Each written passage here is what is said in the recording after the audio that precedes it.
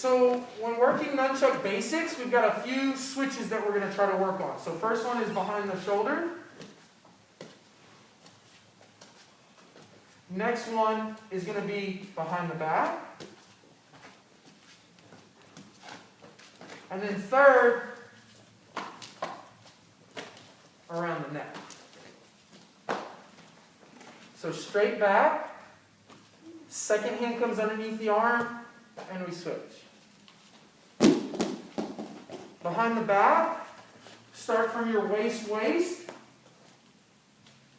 bring the second hand to the hip, catch.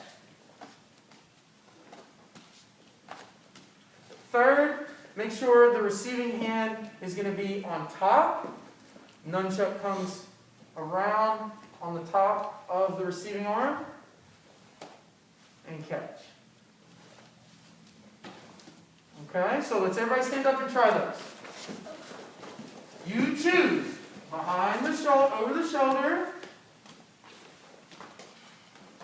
waist, and switch. Hands don't have to be in the pocket on this round since you're switching. So the one that you go around the net, give it a little bit more speed so you can catch. So Colt, see how you're going under like this? Bring this arm, on top. Good, Jennifer.